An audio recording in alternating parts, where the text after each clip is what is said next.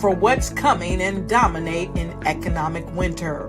Stand strong and thrive by showcasing your great products and services globally through the Black Business Network and Black Business Olympics. The Black Business Network has showcased over 2,000 companies with over $7 billion in sales each year. Over 10 million attendees have viewed the rebroadcast each month. Through the Black Business Olympics, unique styles of business training and mentoring are turning students into business owners and entrepreneurial warriors who will dominate in any economy. Gain the ultimate advantage of the Black Business Olympics, 7 days of unbelievable topics and speakers speaking around the globe. Donate your time and experience to provide expertise and scholarships to students worldwide and change the world. Now, more than ever, new insights, tools, strategies, and capabilities are needed. This is your chance for a major presentation to the world. Fill out the form and join the more than 2,000 speakers who have presented to over 200 countries.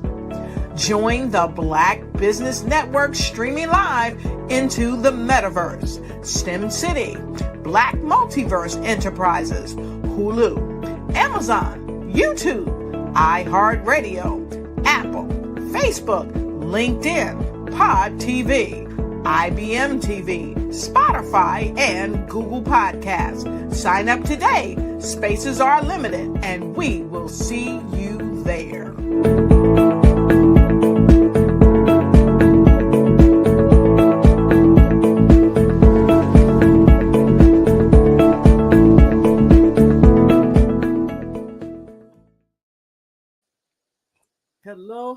Hello, everybody, and welcome to the Mary D Talk Show. Welcome back to another beautiful Monday.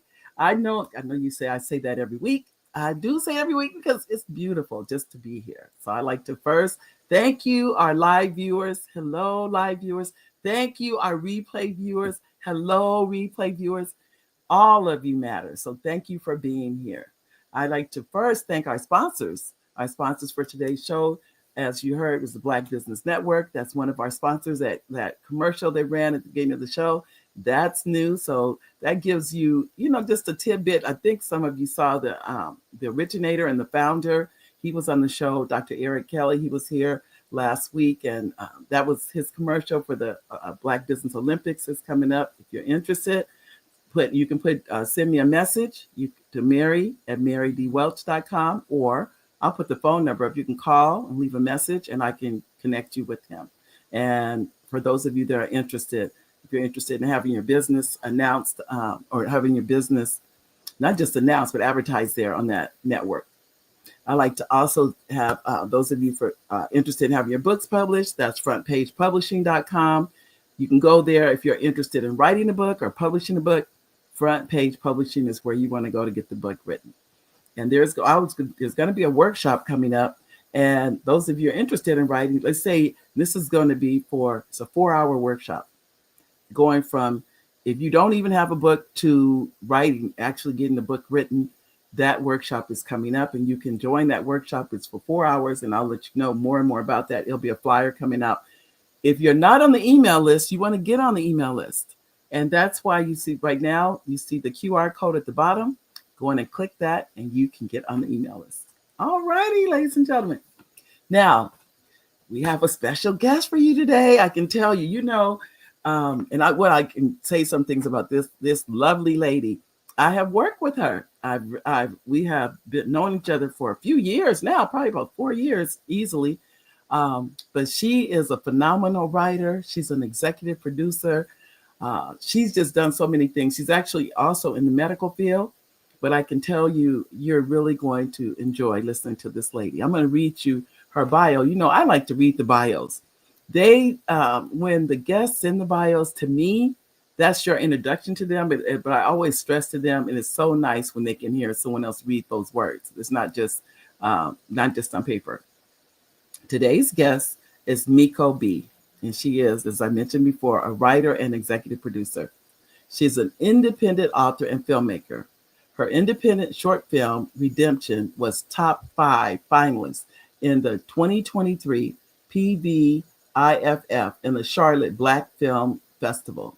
Miko has assisted on the BET Network series, The Waiting Room and The Couch, which brings awareness to breast cancer and mental health. And she has her IMBD. For those of you who don't know what that is, that means that she has credits. She's worked on different movies and on different sets. Working in the medical field for over 20 years and transitioning to independent filmmaking to take a project, film work, Miko takes any project dealing with medical and mental health seriously.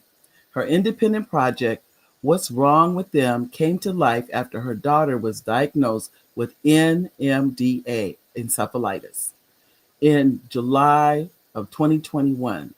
Netflix Brain on Fire. That's what encephalitis, Brain on Fire. After multiple weeks of trying to find out what was wrong with her, seeing her beautiful, independent, high-spirited, and witty daughter lose the light in her eyes, with her personality quickly changing, becoming paranoid, psychotic, and violent one moment, and then I'm moving over here. And then her periodically, and then transitioning into a zombie of a preschool age child. Miko's daughter was in and out of multiple hospitals within 6 weeks, not knowing what to do, not only as her mother, but a medical professional was a traumatic experience for her. After her daughter was diagnosed, Miko found a support group on social media for families. After her daughter diagnosis, for families with patients who have been diagnosed with NMDA encephalitis and similar encephalitis conditions. Miko funded this independent project with about $25,000. I believe that's her own money, a $25,000 budget and a small team of filmmakers. The group set out across the United States to share her family story with the tumultuous roller coaster of stories with others because she knew these stories need to be told. Ladies and gentlemen, I'd like to introduce to you Miko B. Miko, are you there? Hey, Mary. Hi, Miko. Welcome, welcome, welcome. I know. I'm so glad you could make it because I know you're a busy lady, and anytime you're in film, it's never ending. It's never ending. For sure. And I will share with you at the end of the show about some places that we could probably have your film show. So We'll talk about that. Okay. But first, I'd like for you to tell the audience about first of all, who you are, and then we'll go into how you got into film. But I really want to hear about your daughter and what the story behind that had to be painful for you, not unknowing what was going on with her. But first, who are you, Miko?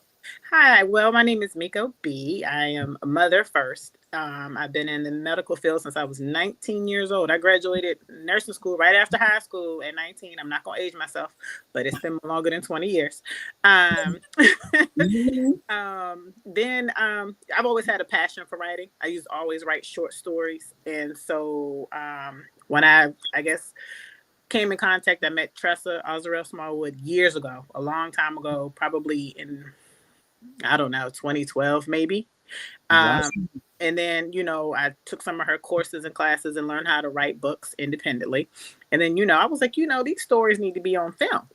Right. So, and as time went on, she started teaching people how to, write for films. Right. And I took those classes and then I haven't looked back since. And I was like, I want to.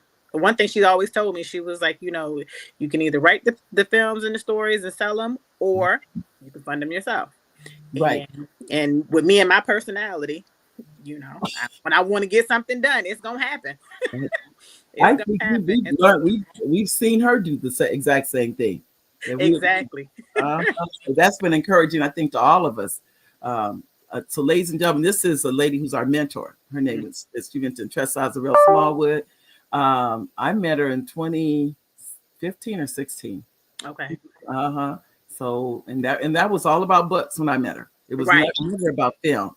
Right. So that came later. Yes. And so and I've been, ever since then, we've been writing stories and wow. took some of them and made them and put them on screen. Because I know I'm really, I just last night finished.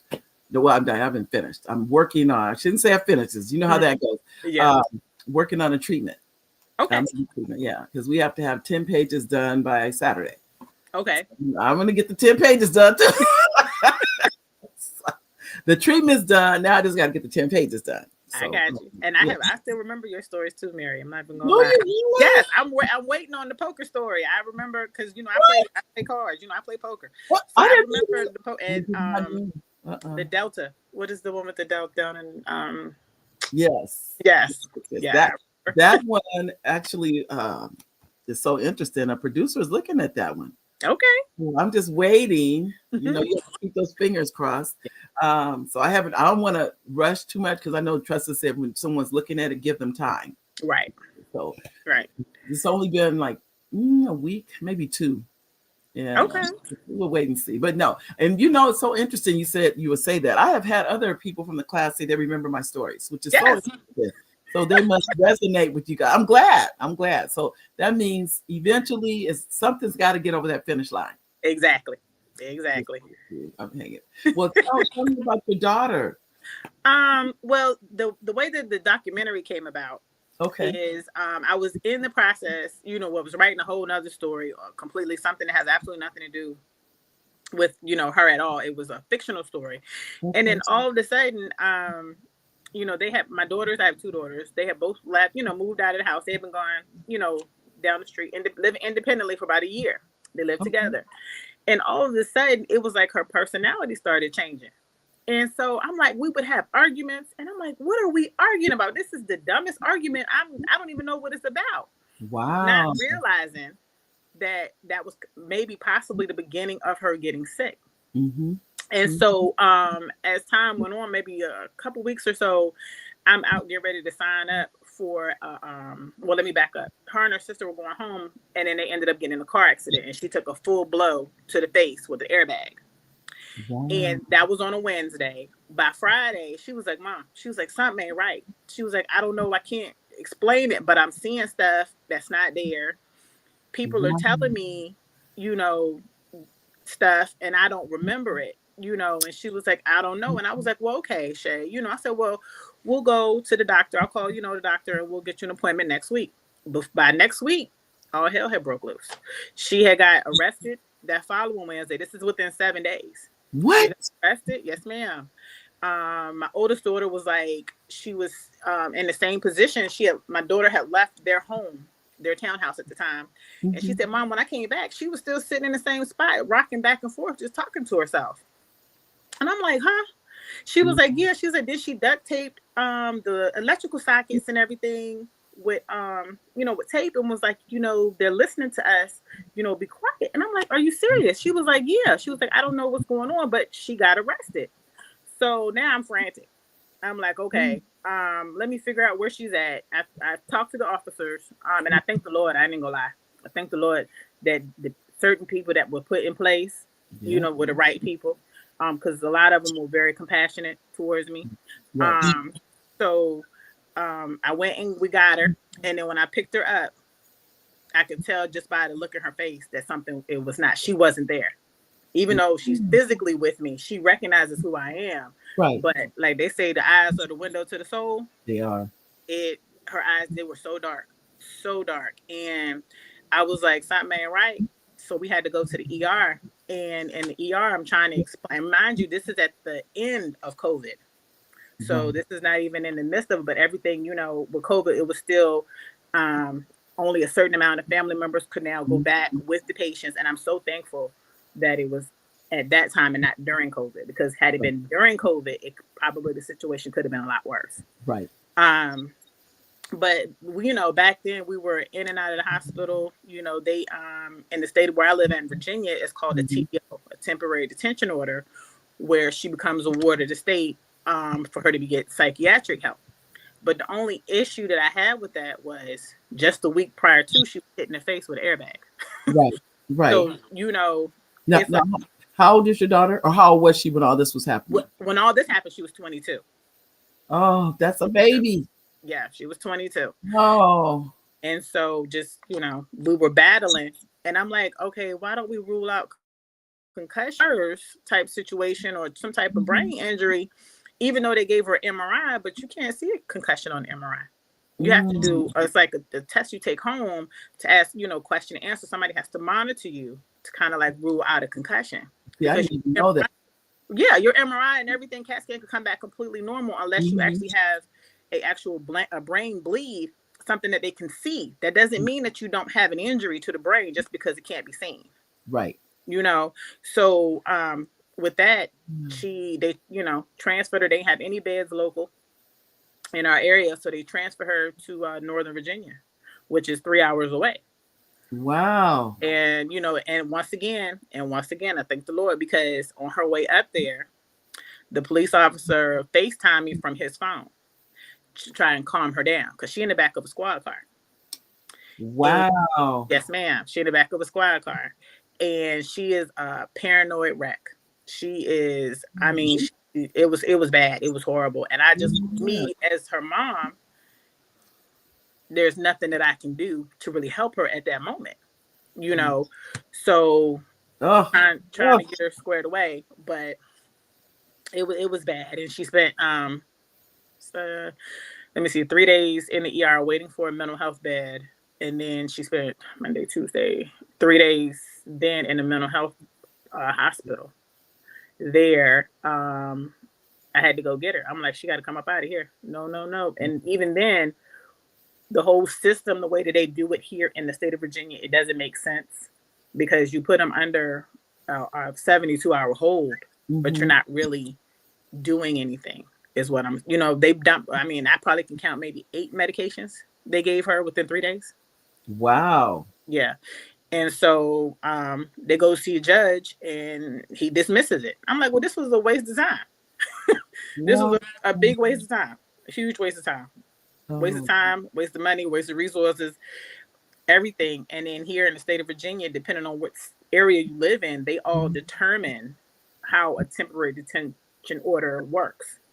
It's all interpreted differently. So it might not work in Richmond, Virginia, how it works in Hampton Roads, Virginia, how it works in DC, even though it's a state law. Wow. It's interpreted differently. So it depends on the county you live in, or what? Okay. Because you're in the DMV area, but they're so close together. I'm in the Hampton Roads area. Okay. Hampton Roads area, and then DMV is like 3 hours, 2.5, 3 hours away. Okay, got you. Yeah. So, but and then when she came home, we were back home, and she had an episode where she went and took a shower, changed her clothes, and she in the back room, and I could hear her yelling for me to come, see her. And I'm like, what's going on? She was like, Mom, I don't know what to do. So she's out of the shower, standing there under the air conditioning vent, shivering, completely, fresh out of the shower, wet. And I'm like, what do you mean you don't know what to do? She was like, I don't know what I'm supposed. It was like she turned from 22 to age 5. Wow. And I'm like, that had to be scary for her and you. It was very scary, because I'm like, what in the world is this from the car accident? Right. And so, not being able to really get the help. And then as we going back and forth, they don't find nothing wrong with her. She coming back home. And when we finally did get actual help from a doctor, we had went to another hospital, and I was like, I didn't accept what they said. Her father took her to one hospital, and he was like, well, this is what they said. I was like, no, because she running a fever, her heart is 129, and she's sitting still. That's not normal. Right. So we ended up going to another hospital, and they took her back immediately. And that hospital was full that day, and she went right back. And the doctor that she had there, the lady was really good, very good with her. And they did a spinal tap. She went upstairs, and once they did the spinal tap, they were checking for meningitis. Right. To see. And I came home and took me a nap. You know, me and her, we had to do shifts. So I had been up, I was pulling 22-hour, 27-hour days easily because she didn't sleep. She wouldn't sleep. She'd be up for days at a time. Wow. And yes, days at a time. You had to be up with her. Yes, because she would try to leave. She was like, you know, she kept reminding me how old she is. I know how old you are, baby. I was there when you was born. you know, but I was like, you know, you can't go because she was a danger to herself. She, you know, she was paranoid. She was hallucinating. She is hyperactive. And then one minute, then she revert back and now you're a child. It had to be somewhere in there. You had to not, or I don't know, think she was on drugs. Because this is what it sounds like someone that would be on drugs would be doing these things. And the thing is, they tested her for all of that. And the only thing that came back was cannabis. Right? So, but she not new to cannabis. She been smoking marijuana. I don't know how long. I ain't put no number on there, but she was smoking for a long time. So, and we were trying to, you know, that we ruled that out. We had ruled that out. And I'm like, well, did somebody put something in the cannabis? But everything was ruled out. Wow. And then, so as time goes on, I get a phone call, you know, was like, you know, all her test results came back normal. And I'm like, okay. And it was like, you know, it looked like she might have schizophrenia.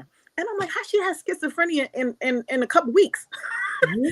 After a car accident, you know, nothing's making sense. Is what right. It wasn't clicking with me. And then having to deal with her and watch her around the clock, it was like you don't really have time to really put every 2 and 2 together all the time at the same time. Right. And then when she ended up going to the mental hospital the second time, and I said in my documentary, I regret that to this day. That hurts me to this day because at that time I didn't know what else to do. I didn't have no one, you know, we didn't have any help really because it's either people always say take them to the ER, take them to the ER. Well, if you go to the ER and they don't find nothing wrong with them, either they're gonna one commit them, and that didn't turn out good, or two, you got to come back home. So there is no, basically there's one or the other, and that's it. Right. And we came back home, and then she was so violent. She was in here just wrecking stuff. And I mean, she had been up for, I don't know, it had been longer than 24 hours. And her mind would not rest, so she could rest. Mm-hmm. Her mind would not rest at all. Oh. And the thing is that when we went in the car, and I was like, okay, well, we got to take you to the mental hospital. I drove up there, and she converted. Mary, it scared me to death. She converted from being so violent to being like a child. And she was like, Mom, please don't take me. She said, I'll be good. I promise I'll be good. Oh. And then we drove back home. And then she slept for maybe 10 minutes in that car. And I was scared to wake her up. I was like, I don't want to wake her up. I want to sit in the car with her. Yeah. And as soon as we got back, as soon as she woke up, it transitioned back again to violence one more time. And so I was like, I ain't had no choice but to put her in there. And the thing is, I regret it because if I would have waited one more day,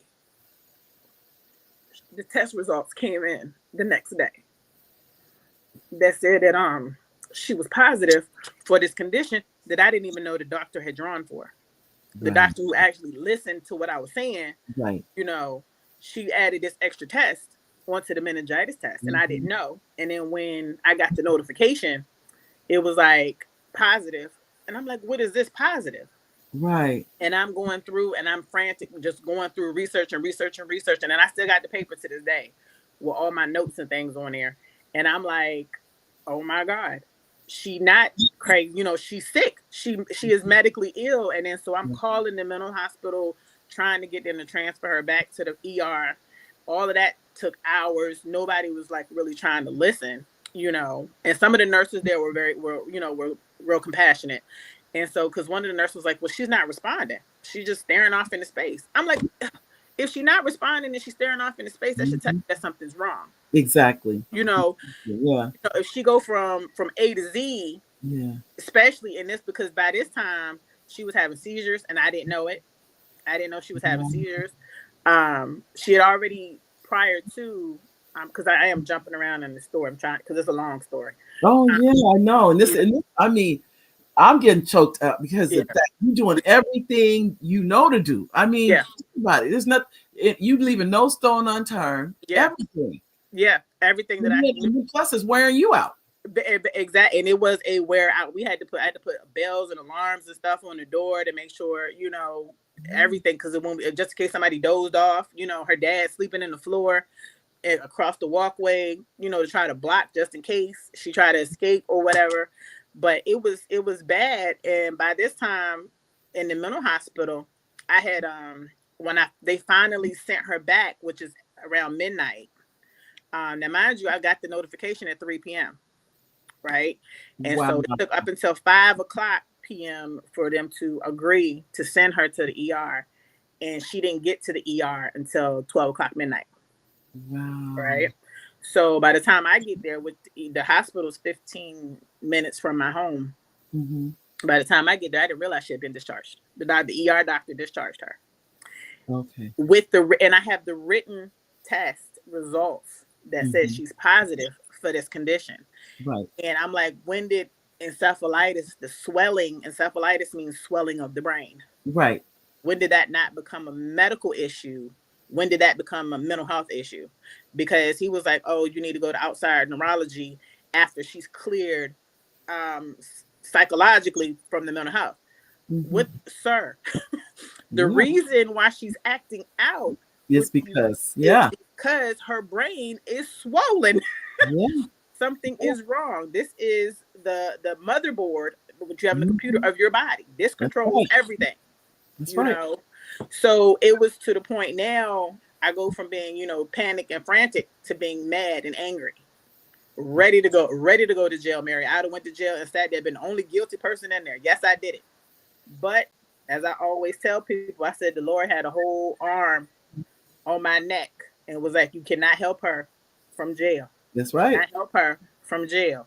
Right. You know how you want to act out. You want to kick him. Can't do it. Can't do it. Can't do it because you cannot You're do not nothing do for her.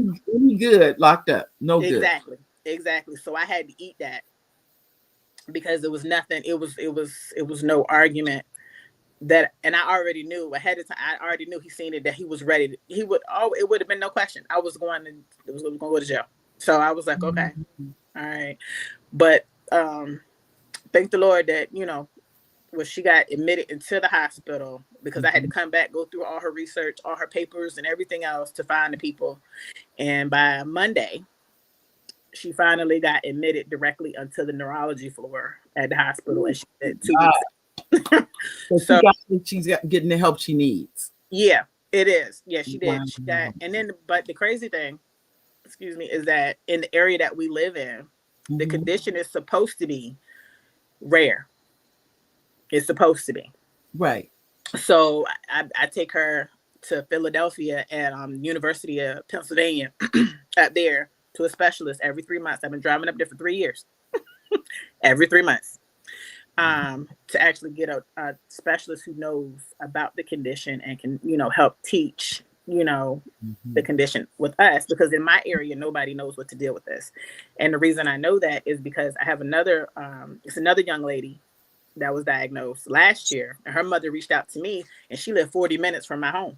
Wow. Yes. And then come to find out through her, it was another young girl who was also diagnosed in Norfolk, Virginia, which is down the street from me. Wow. The same year my daughter was diagnosed. So I'm like, okay, well, it's not as rare as we thinking. No. Yeah. And you got this right in the same area, basically. Exactly. Wow. Well, like I mentioned to you, I've heard of it, but only with babies. Yeah. That's the only time I've ever heard of it. And I don't know what caused it or everything, but it was when babies were first born, I guess, in encephalitis, that the brain was swelling. I've heard, that's all I knew about it. So when you told me about it, I had no idea that it could that the onset, do they think it was from the, what do they think it was from? What do the specialists say? With my daughter, she had to get MRIs of her pelvis. She got them from her brain, of her head, and from her pelvis. They do it 3 months, 9 months, 12 months, 18, and 24 months, up to her third year. because it's in women, because it's very common in young women in their teens and early 20s. Okay, the majority of the time it's caused by a teratoma, which is a tumor in the ovary. You're And kidding. no ma'am, no ma'am. Wow. Yeah.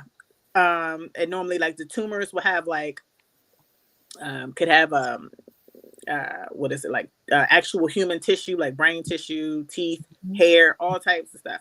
It's a possibility that it was like maybe I don't want to say a fetus that didn't produce correctly, but they don't really know exactly why. With my daughter, she didn't have any teratomas, so we don't know exactly why she got sick. But with hers, and in my documentary I put in there, when I went back through her medical chart, actually when I had time to actually sit down and read it, when she had her spinal tap, she came back with leukocytes, white blood cells in her spinal fluid. And you should not have leukocytes in your spinal fluid at all, because most of it, like say if you have a urinary tract infection and you urinate in a cup, the first thing that's going to change is the leukocytes on that. When they test that urine, is the leukocytes are going to be high. You have an infection somewhere, and that's got it. That's how you test for a urinary tract infection. You shouldn't have them in your cerebral spinal fluid and be diagnosed as a schizophrenic. Wow. You know, and then, so they're thinking it come from the blow from the airbag.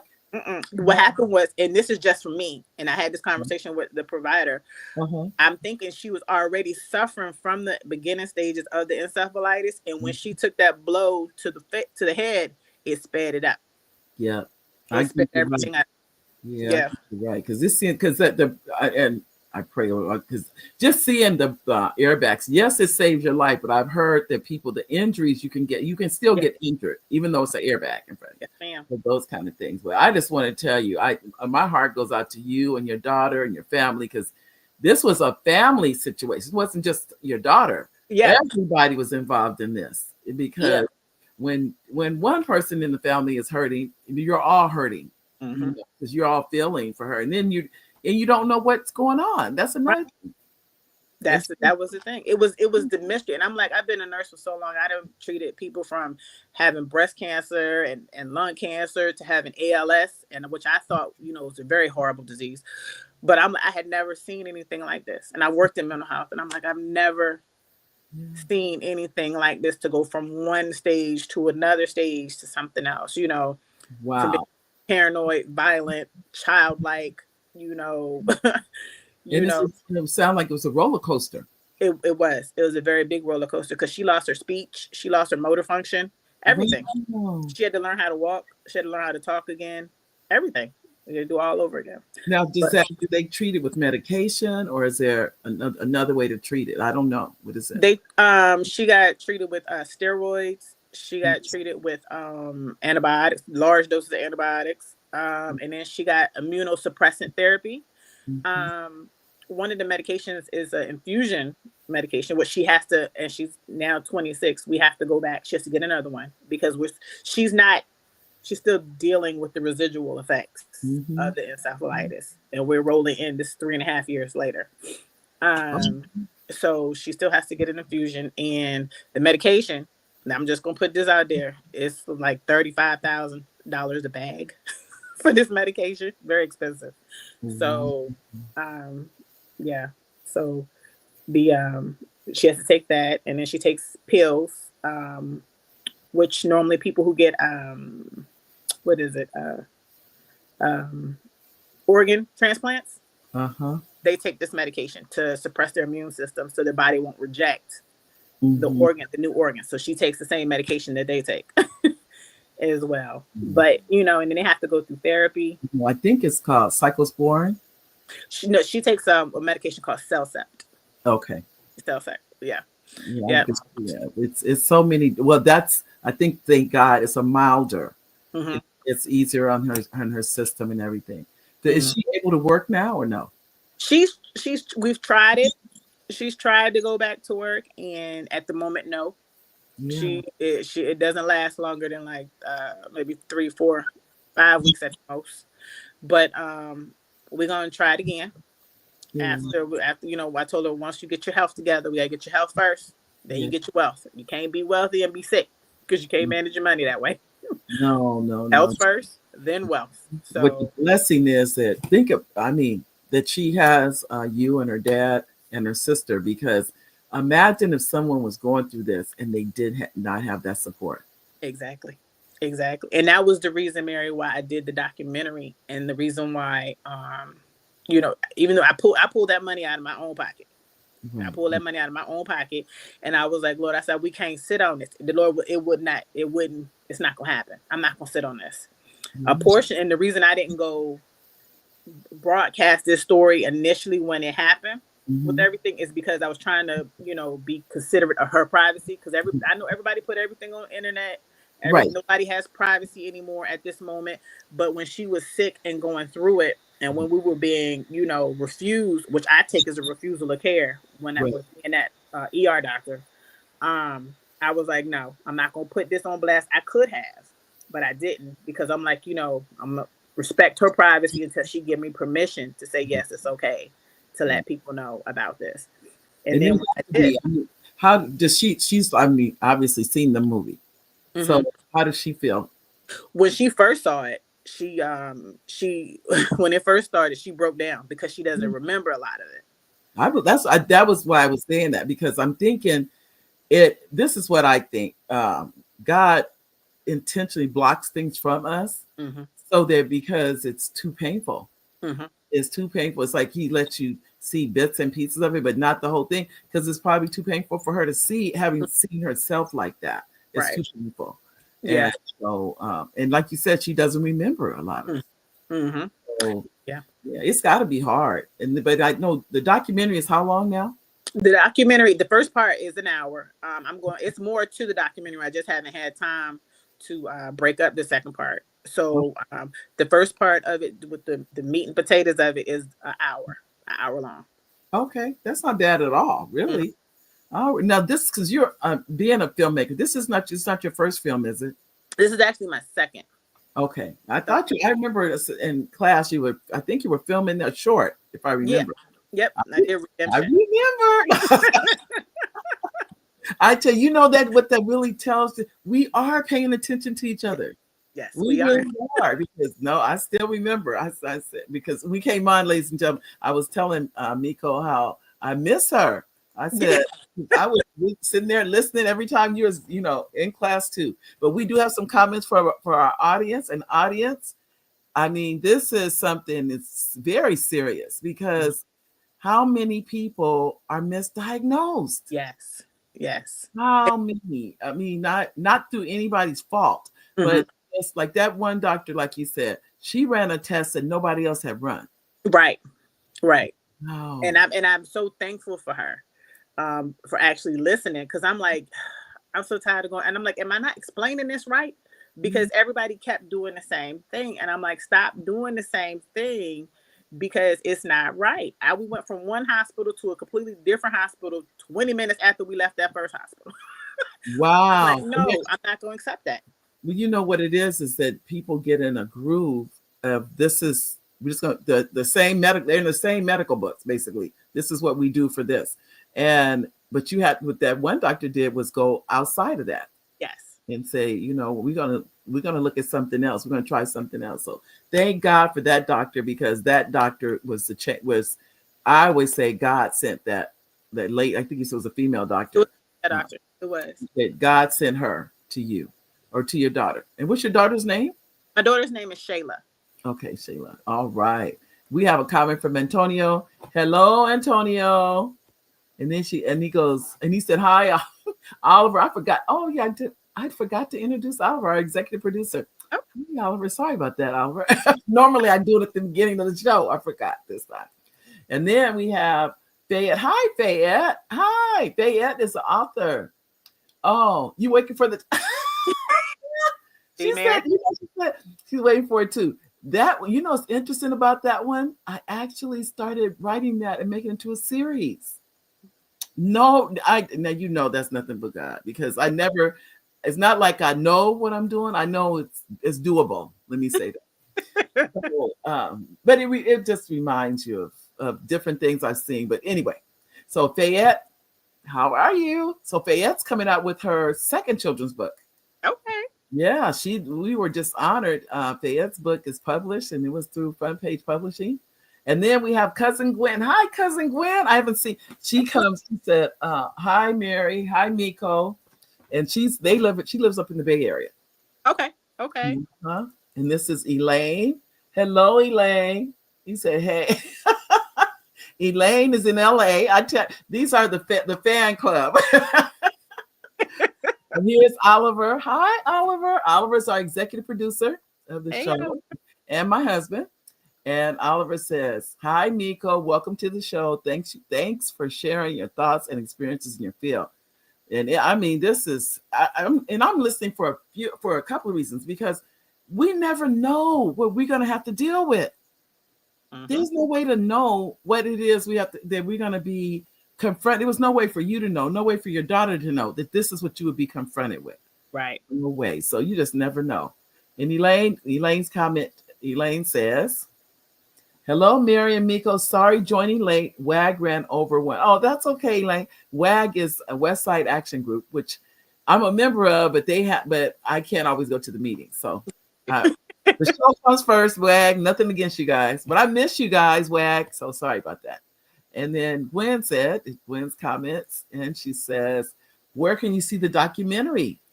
The documentary is on Amazon Prime. All right. Do you have to pay extra for Amazon Prime? I don't know. If you are a Prime member, no. You don't. Okay. No. But you just search bar, and for the documentary, they did make me do that one. So the documentary is $1 on there for be able to purchase it. Oh, that's good. Well, you can get some of your investment back, Yeah. Okay. And what I can do, I can put it, I think I did put it on, but I will put it on again and put a link on the page and say, to encourage people to go and visit. So it's on Amazon Prime, and the title of it is What's Wrong with Them? Okay. I know when I saw that, and it showed, I noticed it's been girls. That's one thing I noticed. Is this unique to girls or no? It's prevalent in young women, Is it?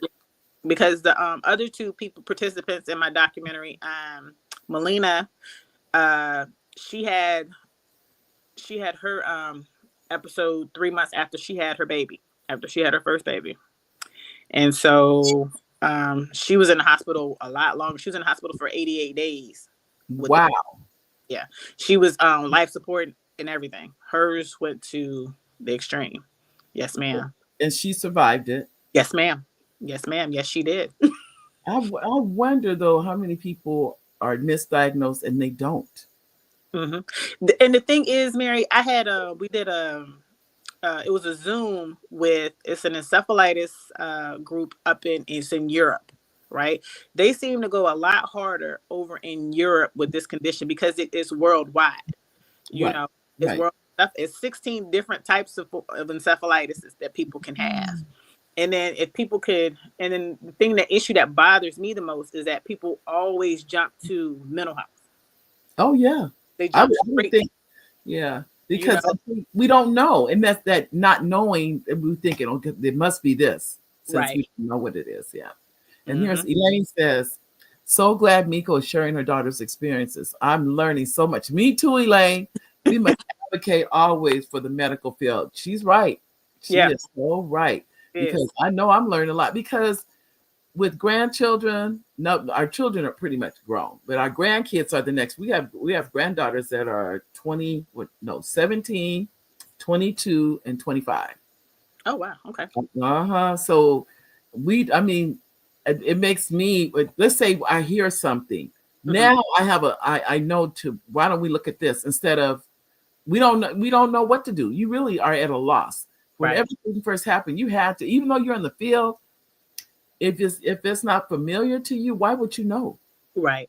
And I joke around with her now. I'm like, I kept y'all had perfect attendance your whole childhood, all the way up until you graduate high school. Y'all wait till you turn 18 and 19, 20 to get sick.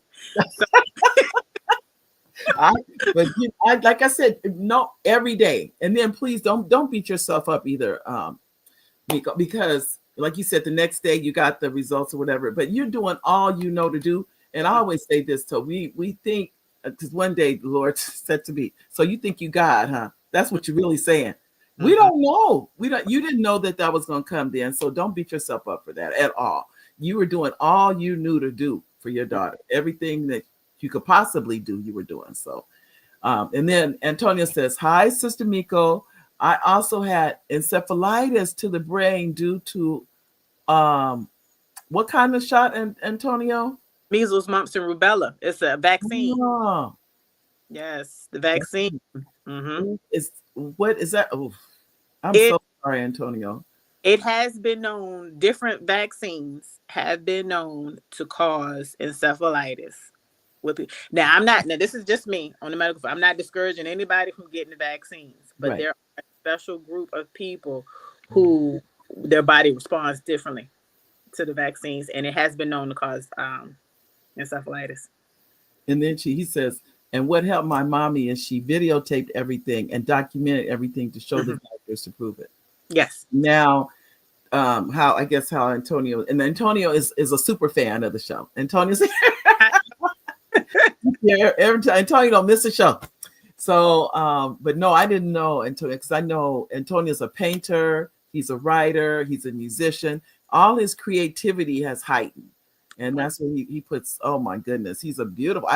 We buy his paintings and everything like that, and support his work. We really do. So, but no, I think just having the knowledge that this exists, that this could happen. So it does not happen to males, or it's just rare? It does. Oh, okay. Okay. But the type of encephalitis that my daughter had, it's called NMDAR, receptor encephalitis. That one is autoimmune. Whereas it's something going on in the body, and instead of the body attacking whatever's going on, it attacks this part of your brain, the frontal lobe part of your brain. Wow.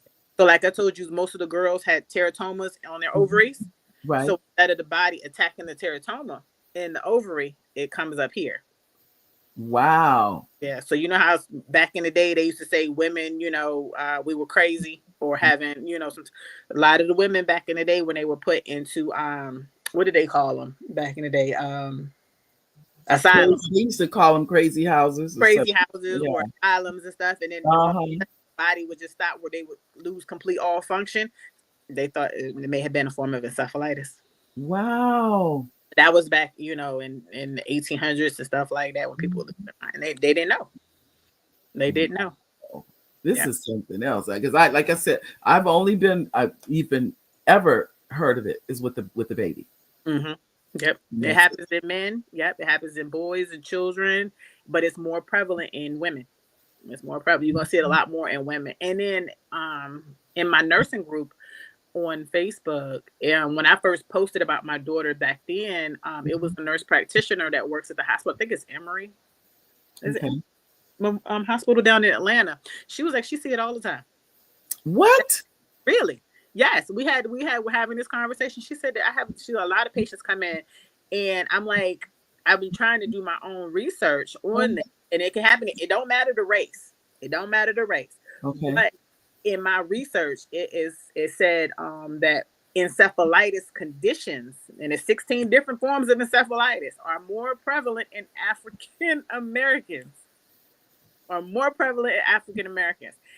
then if we're gonna be honest about it, we are the highest group to be dismissed when we go to seek medical treatment. Anytime, for anything. Yes. It don't matter what it is. We will be dismissed.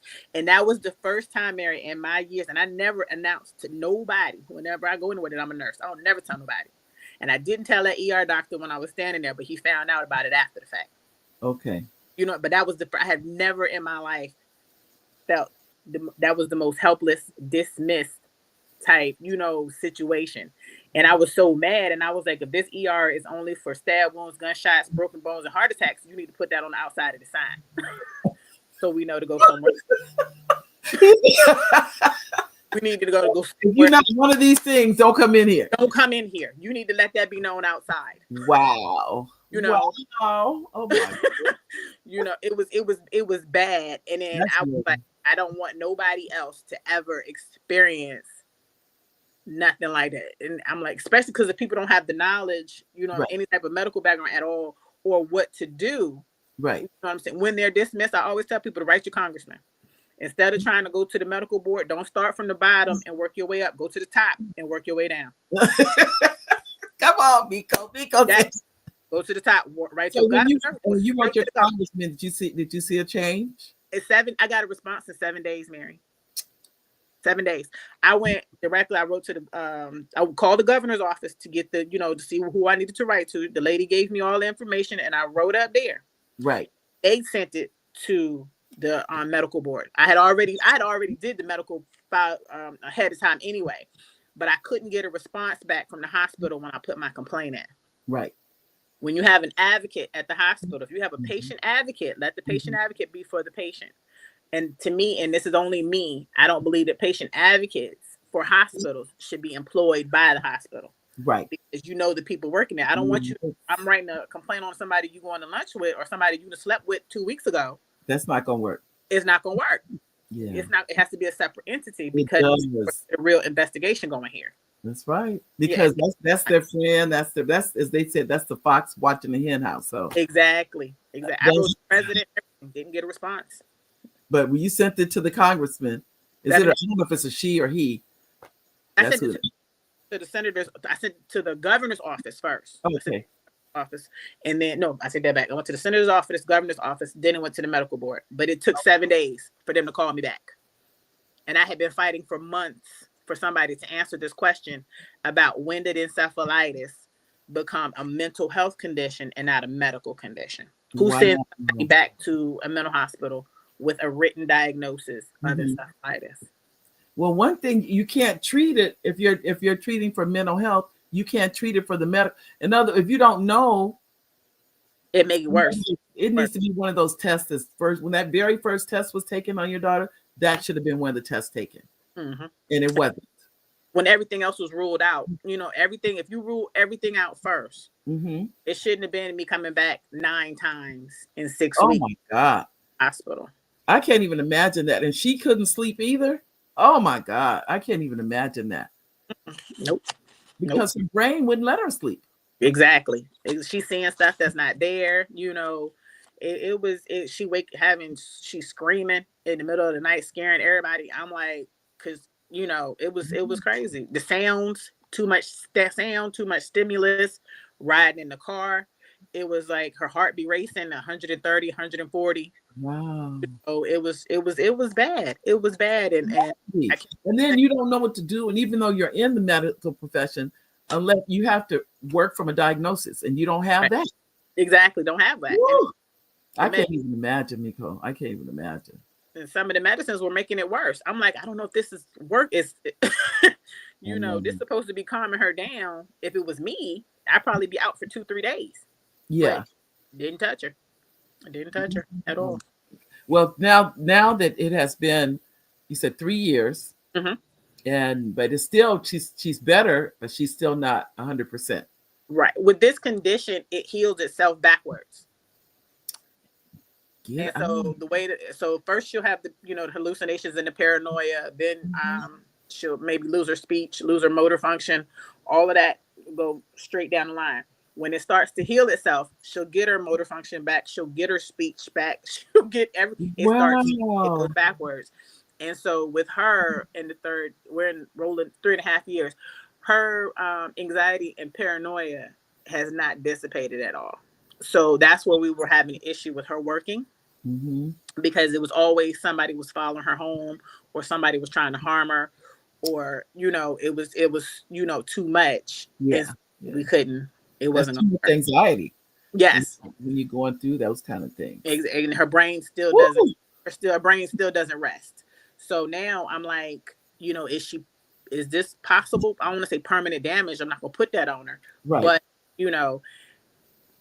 the big old question mark here, because I'm trying to get her back to the point where she can be independent, where I don't have to be looking over her shoulder, around the corner at her all the time and try to figure out where she's at, because she is an adult. She's 26 now. So yeah, but she's still healing from this. yes, This is not. It hasn't come to an end. That's what I'm trying to say. correct. It's still, but it will in time. In Yeah. time, Hopefully that's just going to tell the story down in time. Mm-hmm. Well, I'll tell you, I applaud you and your family. This has got to, I can't even imagine what this has been. I really can't.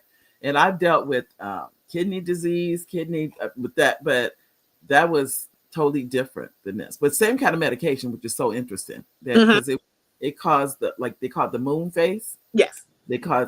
That's what I've dealt with too. But I will tell you, it's not easy because you love the person so much, and then there's a point there's stuff you can't do.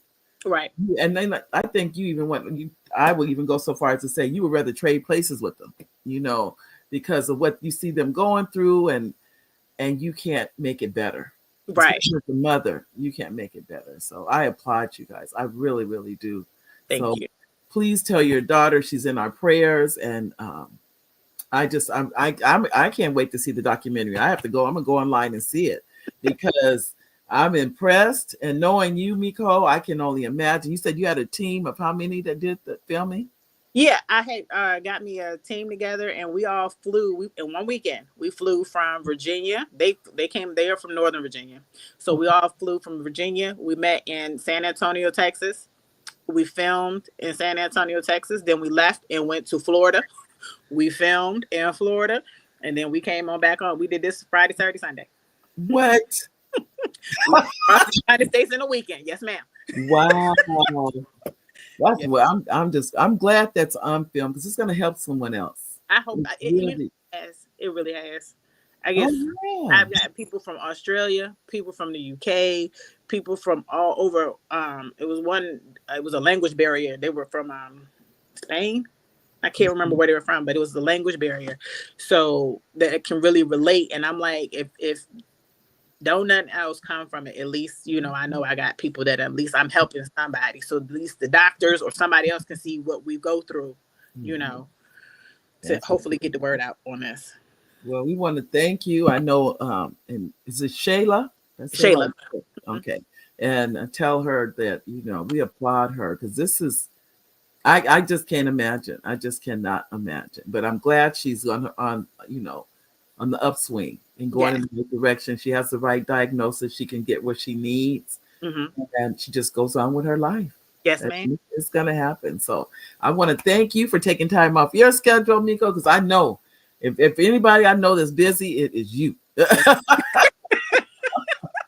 Thank you for being on the show today. I really do appreciate you coming on. I really Thank you for having me. Oh, you're welcome. And I am, like I said before, we'll talk, and I will send that link. It'll go on, because I will be sending to the email list. That's why, too, ladies and gentlemen, make sure you get on that email list, and make sure you subscribe to YouTube if you haven't already. I'm going to check one last check to see any new messages, because I don't want to miss anyone. I'd like to thank everyone that made a comment: Antonio, Fayette, Gwen, Elaine, all of you, Oliver. Thank you for your comments today. So I do want you to come back again. I know I don't know if Shayla would like to come back with you. I'm sure she would. She would. She don't mind being in front of the She don't mind being in front of the camera. Some people do. Some people get nervous and, that kind of thing. But if she would like to come, we definitely like to have her. So we'll have you guys come back and do another show. That's great. It'd be great. Well, I appreciate that. We definitely will come. All righty. Well, thanks again. Thank you so much, Mary. You're welcome. Ladies and gentlemen, that is it for today. I cannot believe. Can you believe that was an hour? I can't hardly believe that's an hour, but it was. But we learned a lot. I'm telling you. Remember, I said at the beginning of the show, this is one because as I mentioned, we don't know what we're going to have to face in life. And this family, I mean, they have faced this, and they're probably, whether they know it or not, they're stronger because of it. So we want to thank them.